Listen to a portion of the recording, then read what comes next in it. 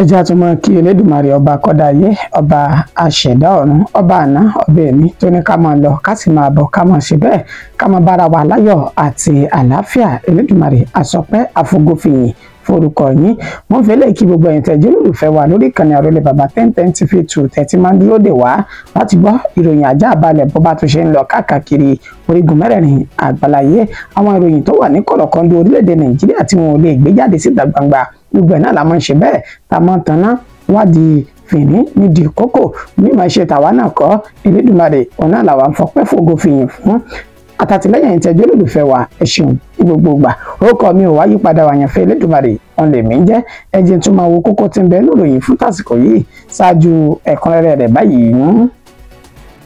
mi ò nílò ìmọ̀ràn rẹ tàbí ọ̀rọ̀ ìyànjú kankan láti ọ̀dọ̀ olóṣèlú àrèbípa bíi tiẹ̀ báyìí. Àtíkù ló dáná ọ̀rọ̀ yá Bíwálà padà lórí ọ̀rọ̀ tí Bíwálà tó sọ sí Àtíkù náà. ẹ̀rí ìṣèjọba tó ń bẹ lóde yìí ní orílẹ̀-èdè Nàìjíríà ó ti di gbàgede ọ̀ràn dídá a sì gbọ́dọ̀ pinwọ́ ìwà ọ̀ràn náà láwùjọ wa. Peter Obi òun náà ló ṣe àlàyé ọ̀rọ̀ náà. ọ̀rọ̀ di ìpínlẹ̀ Ẹdó báyìí abẹnugan ilé ìgbìmọ̀ asòfin alága ìjọba ìbílẹ̀ 17 àtàwọn kánsẹ́lọ̀ míì gbogbo wọn náà mà ti ṣe bẹ́ẹ̀ bọ́lẹ̀ nínú ọkọ̀ ẹgbẹ́ òṣèlú PDP wọ́n sì ti wọnú ẹgbẹ́ òṣèlú APC báyìí. lágbọn ètò ẹ̀kọ́ ńkọ́ báwọn akẹ́kọ̀ọ́ ṣe fìdí rẹmi ní rẹpẹtẹ nínú ìdánwò jambu ó ṣe àfihàn pé ìgbìyànjú wa ní àtigbógun ti ìwà ìrú àti màgòmágó nínú ìdánwò jambu ó ń so èso rere. mínísítà fẹ́tò ẹ̀kọ́ òun ló sọ yìí di mímọ̀. Ọ̀yá ní ìpínlẹ̀ Akwa Ibom báyìí àwọn afurasí ẹlẹ́gbẹ́ òkùnkùn kan náà sì bẹ́ẹ̀ sá àgbẹ̀ olóko kan pa ní ìpínlẹ̀ ọ̀hún. bẹ́ẹ̀ ni ní ìpínlẹ̀ Kogi àwọn Fúlàní darandaran náà mọ̀ sí bẹ́ẹ̀ yìnbọn pa ọmọ akẹ́kọ̀ọ́ onípele SS3 ní ìpínlẹ̀ ọ̀hún. aláboyún kan náà ni wọ́n ṣe bẹ́ẹ̀ tí wọ́n pokùnso fún ní ara igi kaṣú ní ìpínlẹ̀ Anambra. Yorùbá ní ọjọ́ gbogbo báyìí ní tó lè ọjọ́ kan tó ń do oní tí oní nǹkan níṣe ní ilẹ̀ má bá àwọn agbésùnmọ̀mí ikọ̀ ISWAP wọ́n sì ti bó nílé àwọn ọmọ ogun ilẹ̀ yìí wọ́n ṣe bẹ́ẹ̀ ṣekú pa wọ́n sì sùn gbalaja sínú àgbàrá ẹ̀jẹ̀. pẹ̀lú bí nǹkan ṣe ń lọ lórílẹ̀‐èdè Nàìjíríà yìí a ní láti gbáradì fún Yorùbá Nation àmọ́ múròyìn rẹ̀ wá láìpẹ́. ìròyìn náà rèé lẹ́kùnrẹ́rẹ́ báyìí. mi ò nílò ìmọ̀ràn rẹ tàbí ọ̀rọ̀ ìyànjú kankan láti ọ̀dọ̀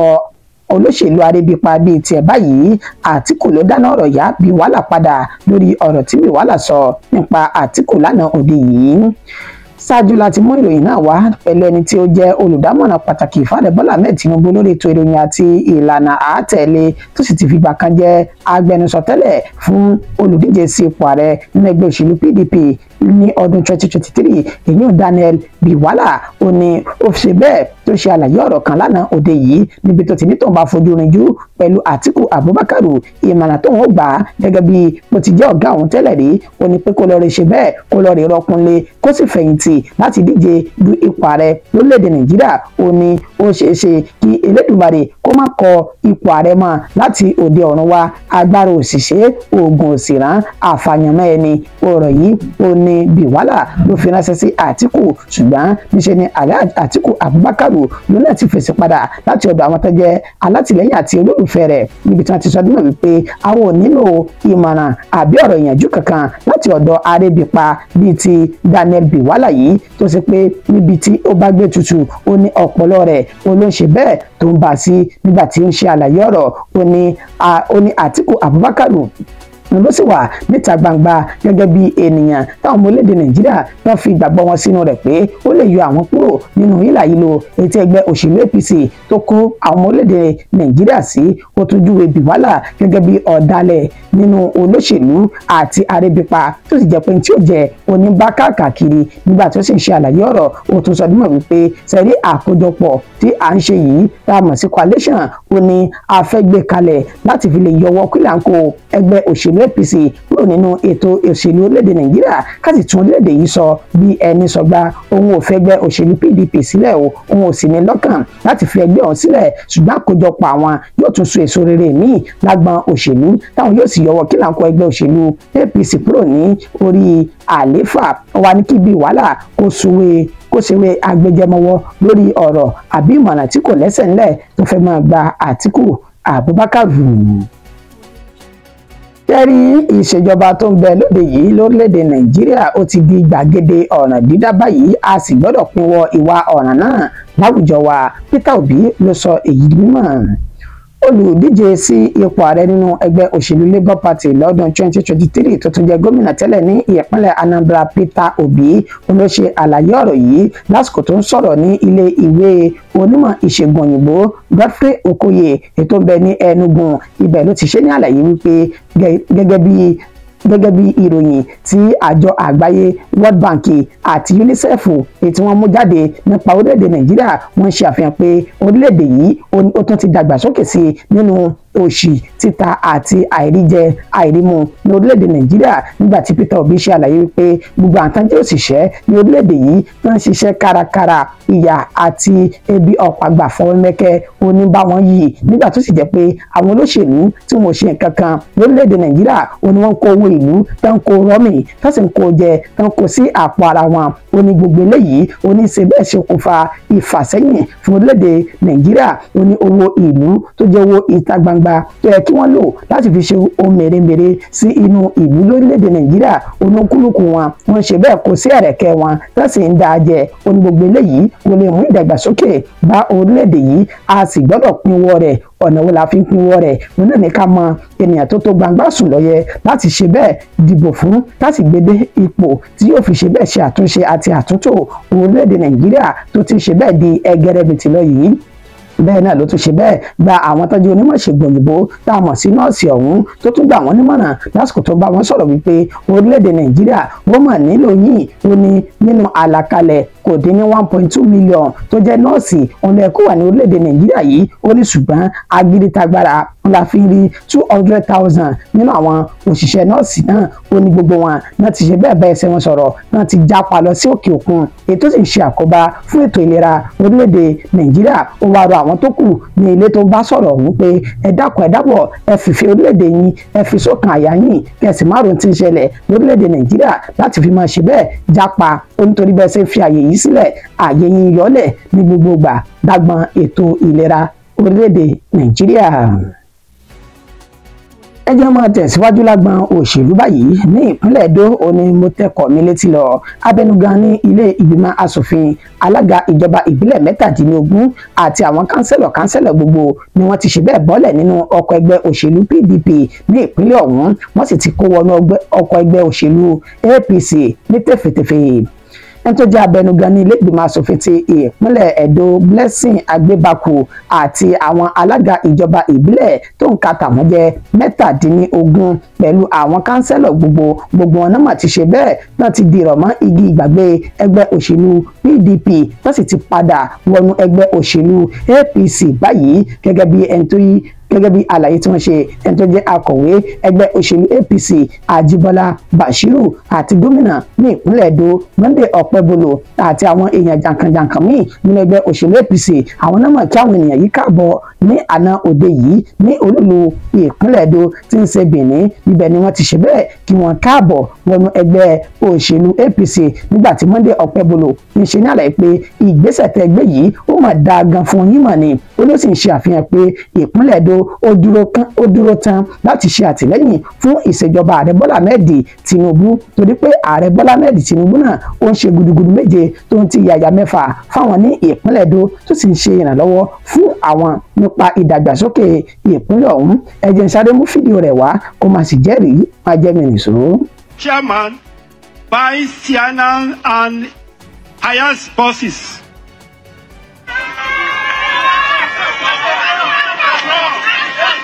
To improve security in that local government. I called the chairman. I said, Chairman, I can't remember that for 8 years a governor even bought this vehicle. for security. Not to talk of chairman. Now chairman is now buying vehicle. If Asewaju was not releasing that money to me, and I'm not releasing it to them, can they buy it?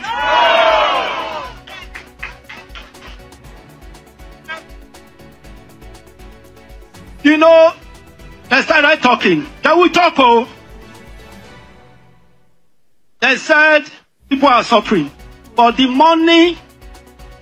the oil subsidy that 1 or 2 persons was pocketing,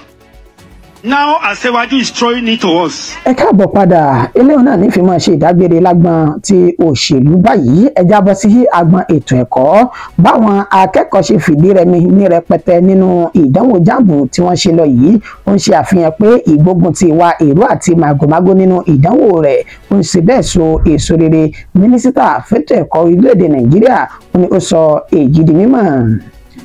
Ẹni tó jẹ́ mínísítà fẹ́tọ̀ ẹ̀kọ́ lórílẹ̀‐èdè yìí ọ̀mọ̀wé Túnjí Aláùsá olómọ̀ṣẹ́ àlàyé ọ̀rọ̀ lórí mọ̀ọ́mọ̀wòrán channel lánàá òde yìí nígbà tí wọ́n bi léèrè ọ̀rọ̀ pé áwù ọ̀gá àgbà bóò ló ti ṣe jẹ́ pẹ̀lú bí òǹkà àwọn tí wọ́n ṣe bẹ́ẹ̀ wọ́n fìdí rẹmi nínú ìdánwò jáàmù tí ó tẹnubodò yìí bí wọ́n ṣe ti ṣe bẹ́ẹ̀ pọ̀ ju àwọn tí wọ́n ṣe bẹ́ẹ̀ jáwé olúborí lọ nígbà tí ọ̀mọ̀wé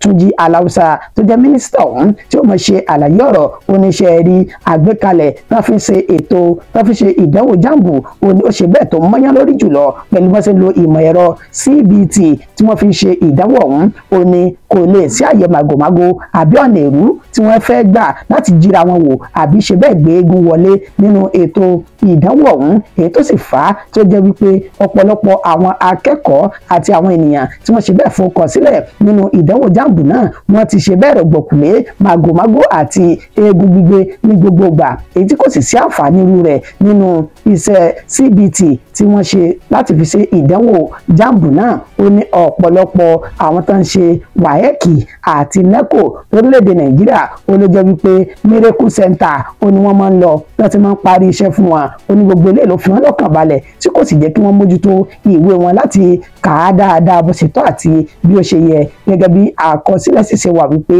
nínú àwọn ènìyàn tí òǹkà wọn jẹ́ 1,955,069 tí ó sì bẹ́ẹ̀ fi orúkọ sílẹ̀ fún ìdánwò jáàmù níṣe ni àkọsílẹ̀ jáde pé àwọn ènìyàn tí wọ́n jẹ́ 420,000 ó ní wọ́n sì bẹ́ẹ̀ ní máàkì tó wà ní ìgbèdéke 200 lọ sí òkè nígbà tán ní àkọsílẹ̀ àwọn tí wọ́n jẹ́ 1.5 million nínú àwọn tó forúkọ sílẹ̀ ọ̀hún ó ní wọ́n ṣe bẹ́ẹ̀ ní máàkì tó wà ní ọwọ́ ìsàlẹ̀ 200 below 200 marks nínú àkọsílẹ̀ tó ń ṣe àfihàn pé wọ́n pọ̀ léèyàn tí wọ́n ṣe bẹ́ẹ̀ fìdí rẹmi ọ̀rọ̀ wá pọ̀ o tí mínísítà ọ̀hún tó sọ nípa ìdí pàtàkì tí wọ́n fi ṣe bẹ́ẹ̀ ní ìfìdí rẹmi fídíò rẹ̀ ń bẹ bí ẹ̀jẹ̀ mọ́ wá. For WAEC and NECO, as well as NABTEC and MBARS exams. And let me, I'm happy to report to the nation that by November of this year, WAEC and NECO will migrate their exams to computer-based testing. We have to use technology to fight this fraud. We have a lot of centers called Miracle Centers. It's not acceptable. So what you're seeing now, people cheat to the secondary school exam system, WAEC and NECO, and then they now go to do JAMB, where they cannot cheat. And that's the reflection of what we're seeing today. It's sad. And the more important thing about cheating is that you disincentivize the hardworking students. If I were a student now, I'm reading for an exam for WAEC or NECO, and I realize that some of my other colleagues already have the questions. Do you think I'll read? No, I'll join them. So the ones that are good, you're going to make them bad. Bí ajá pò ní agbọn ti ètò ẹ̀kọ́ báyìí kábọ̀ sí ìròyìn tí ó ń jà rìnrìn káàkiri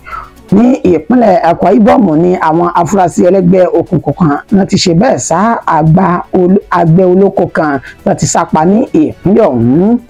ní agbègbè tẹ́pẹ́ ní Odianga Enem ìjọba ìbílẹ̀ Etim Ekpo ní ìpínlẹ̀ Akwa Ibom ibẹ̀ ni wọ́n ti ṣe bẹ́ẹ̀ ṣekú pa àgbẹ̀ kan etí ọjọ́ orí rẹ̀ kò tí ì lọ jù tí wọ́n pe orúkọ rẹ̀ ní Itoro Jimmy Umana ní ilé rẹ̀ lásìkò tí wọ́n sọ wípé ó ti ibi iṣẹ́ ó ti oko dé ó sì ṣe bẹ́ẹ̀ rẹ̀ ju ní fàràǹdà nínú àlàyé tí ìyàwó olóògbé náà arábìnrin Jimmy Umana èyí tó ṣe ní nǹkan bí dédé aago 10 alẹ́ ní ìṣẹ̀lẹ̀ náà ṣẹlẹ̀ táwọn ti wà ní inú ìyẹ̀wù àtàwọn ọmọ òun táwọn ń sùn lọ́wọ́ oníṣùgbọ́n ọkọ òun ó wà ní fàràǹdà tí ń gba atẹ́gùn pẹ̀lú bí ooru bó ṣe ṣe mú ní àsìkò náà oníṣàdédé làwọn kan gbúrò àwọn oníṣẹ́ láabi ọ̀hún tí wọ́n sì pe ọkọ òun jáde ó ní níṣẹ́ ni ọkọ òun pariwo fún ìrànlọ́wọ́ ṣùgbọ́n kò sẹ́nikẹ́ni tó jáde sí i láti ìrànlọ́wọ́ lójijì ó ní wọn kò gbọ́ ohùn ọkọ rẹ̀ mọ́ nígbà tí ó sì di ọjọ́ kejì níṣẹ́ ni wọ́n ti rí wípé wọ́n ti ṣá ní ìṣàkóṣá wọ́n sì ti pín ara rẹ̀ wẹ́lẹ́wẹ́lẹ́ wọ́n ti gba ẹ̀mí ní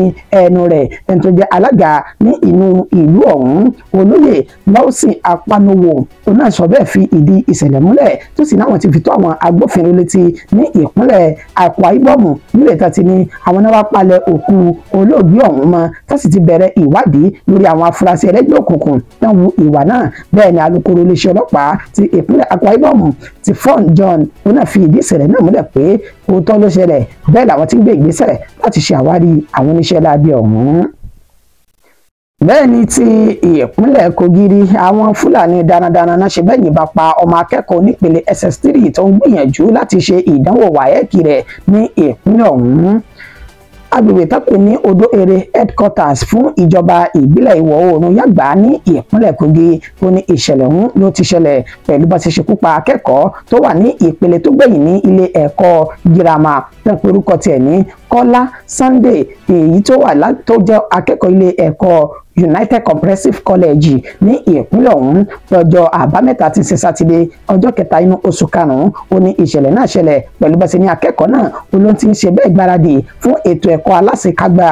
tí fún parí ní ilé ẹ̀kọ́ girama tá a mọ̀ sí WAEC tí ó wáyé ní ọjọ́ karùn-ún inú oṣù karùn-ún ọdún tí a wà nínú rẹ̀ yìí sí ìyàlẹ́nu níṣẹ́ náà sọdún mọ̀ wípé akẹ́kọ̀ọ́ náà àti àwọn àbúrò rẹ̀ náà wà ní inú oko tí wọ́n ń ṣiṣẹ́ lọ́wọ́ kó tó di wípé àwọn oníṣẹ́ láabi Fúlàní darandaran ọ̀hún wọ́n ṣe ìkọlù sí wọn níbi tí wọ́n wà níbẹ̀ tí wọ́n sì ní àwọn àbúrò rẹ̀ gbìyànjú láti sá àsálà fún ẹ̀mí wọn ṣùgbọ́n níṣẹ́ ni Kọ́lá Sunday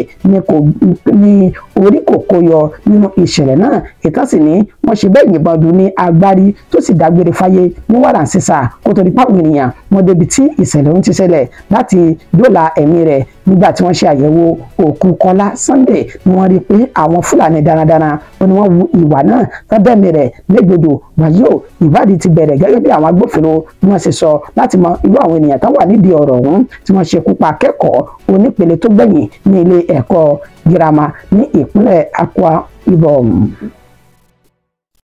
ní ìpínlẹ̀ Anambra òǹlẹ̀lẹ̀ náà tó ti wáyé o ìyàlẹ́nu ló jẹ́ pẹ̀lú bí wọ́n ṣe rí òkú aláboyún kan èyí tí ó rọ̀ dìrodìro lórí igi tí wọ́n pokùnso fún ní ìpínlẹ̀ ọ̀hún òpópónà Eke sí Ìdè Àní ní ìjọba ìbílẹ̀ Àríwá Ìdẹ́mìlì ní ìpínlẹ̀ Anambra ó ní ìṣẹ̀lẹ̀ lè ó ní ó ti wáyé gẹ́gẹ́ bí wọ́n ṣe ṣe ní àlàyé pé níṣe ni wọ́n rí òkú aláboyún ọ̀hún lẹ́ni tí wọ́n pokùnso fún ní ara igi kaṣú kan ní ojú òpópónà ọ̀hún kó tó di wípé ìròyìn náà ó dé ti ìgbọ́ àwọn ènìyàn níṣe ni eléru rẹ̀ ló ti sungi ẹni tó wá jẹ́ kọmíṣánná ọlọ́pàá Ìkíoyè Orútùgù ní ìpínlẹ̀ Anambra ó ní àwọn ti bẹ̀rẹ̀ ìwádìí bẹ́ẹ̀ làwọn ti gbé àwọn ènìyàn dìde láti ṣe ìwádìí bí ìṣẹ̀lẹ̀ ọ̀hún ti ṣẹlẹ̀ tí wọ́n sì gbọ́dọ̀ fi ojú àwọn oníṣẹ́ láabi náà kan fi ojú wọn hàn dé lórí ìkọlù àti ikú tí wọ́n ṣe pẹ̀lú bá ṣe pokùnso fún ẹni tó jẹ́ aláboyún ọ̀hún ní ìpínlẹ̀ Anambra. Yorùbá sọ pé ọjọ́ gbogbo báyìí ni tolè ọjọ́ kan náà ni ti olóhùn onílé ni àwọn oníṣẹ́ láabi ti bá onílé nílé ikọ̀ agbésùmọ̀mí ISWAP ni wọ́n ṣe bẹ́ẹ̀ sùn sínú àgbàrá ẹ̀jẹ̀ jaburata lásìkò tí ikọ̀ ọmọ ogun ilẹ̀ yìí tán ṣe ìkọlù sí wọn ní ìpínlẹ̀ Borno. 7 nínú ikọ̀ agbésùmọ̀mí ISWAP ní àwọn ènìyàn ní àwọn ikọ̀ ọmọ ogun ilẹ̀ yìí ni wọ́n ti fi ẹ̀mí wọn tí wọ́n ti fi lélẹ̀ báyìí tí wọ́n ti ṣe ikú pa wọ́n tán sì sùn gbalaja sínú àgbàrá ẹ̀jẹ̀ gẹ́gẹ́ bí wọ́n ṣe ṣe ní àlàyé pé ikọ̀ ọmọ ogun ilẹ̀ yìí Operation Adinkayi tí wọ́n ṣe ìkọlù sí àwọn ènìyàn oníṣẹ́ láabi ọ̀hún láwọn agbègbè kọ̀ọ̀kan níbi tá a ti rí Adilari Cross, Bimi, Duwari, Caterpillar Jeria, Gongolori, Isari àti Katari ní ìjọba ìbílẹ̀ Konduga ní ìpínlẹ̀ Borno. Nínú àlàyé tí wọ́n ṣe níṣe ni wọ́n ṣe kópa àwọn ikọ̀ agbésùmọ̀mí ISWAP tí òǹkà wọn jẹ́ 7 ọ̀tọ̀ọ̀tọ̀ nígbà tó sì fi páńpẹ́ òfin mú ọ̀mí lára àwọn ènìyàn náà tí ọwọ́ bà láàyè nígbà tó sì ní ohun ìjà olóró àkàkà ìmọye onímọ̀gbà lọ́wọ́ àwọn oníṣẹ́ láabi ọ̀hún ṣé wọn ni wọ́n ti ń ṣe tipẹ́ kó tó di wípé ọwọ́ bà 7 lára àwọn tó fi ẹ̀yìn wọn tán fi lélẹ̀ nínú ìkọlùkọgbá èyí tí ikọ̀ ọmọ ogun ilẹ̀ yìí tí wọ́n ṣe sí wọn náà àláǹfààní àti ṣàfihàn fídíò rẹ̀ torí pé náà gbàrẹ́ jẹ́ wọn làwọn ènìyàn náà wà fọ́tò rẹ̀ náà láǹfààní láti ṣe àfihàn fún yín a sì tún gbọ́dọ̀ pa àwọ̀ rẹ̀ dà kí ìkànnì YouTube kó má bàa bá wa wí òun náà ló fa gbogbo eléyìí. Ó dára pẹ̀lú bí gbogbo nǹkan ṣe ń lọ ní orílẹ̀-èdè Nàìjíríà tá a wà yìí òun ló fi yẹ kí agbáradì púpọ̀ fún ìwọ́de àti mega rally fún ìdásílẹ̀ ilẹ̀ káàrọ̀-oòjíire tá a mọ̀ sí Yorùbá Nation pẹ̀lú gbogbo àwọn ìròyìn tí ń lọ lọ́tún àti lósì yìí èyí ló mú kí àwọn ọmọ ilẹ̀ káàrọ̀-oòjíire tí wọ́n fi sọ pé túláàsì níṣẹ́ àlà gbọ́dọ̀ kúrò nínú orílẹ̀-èdè Nàìjíríà yìí ká sì gba òmìnira ti àwa ara wa fúnra wa ní ilẹ̀ Yorùbá tá a wà yìí. Mega rally tí a ti ń polongo rẹ̀ láti ọjọ́ tó ti pẹ́ yóò wáyé nínú oṣù karùn-ún ọdún tá a wà nínú rẹ̀ yìí ọjọ́ tí yóò jẹ́ a tún máa ṣe bẹ́ẹ̀ mú ìròyìn rẹ̀ wá fún wa ṣùgbọ́n níṣe ni Olóyè Ọmọ Adéyẹmọ tó jẹ́ aṣáájú fún ajìjàǹgbara ilẹ̀ káàrọ̀-oòjíire tó ní kí gbogbo wa ká ṣe bẹ́ẹ̀ ká ṣera wa ní òṣùṣù ọwọ̀ ká sì gbáradì fún ìwọ́de ọ̀hún torí pé láìpẹ́ yìí òní ìwọ́de náà òní yóò wáyé. Ìdùn kó pọ̀ ṣókí òun náà ní ọbẹ̀ oge màdé màgẹ̀fẹ̀ ló kọjá ìpín ìpéjúrí ìròyìn ní ojú báyìí lọ fún ti àsìkò yìí oníyàn iṣẹ́ ọlọ́bẹ̀ ṣe ẹ̀yin tẹ́ bá mi jẹ́ ẹ̀kọ́ àìbínú títí di ìgbà tó tún máa padà pàdé pẹ̀lú yín lórí ìkànnì táwọ̀ yìí aburú ó kéré ó tóbi kò ní ṣe mí kò sì ní ṣẹ̀yìn náà ó dàbọ̀.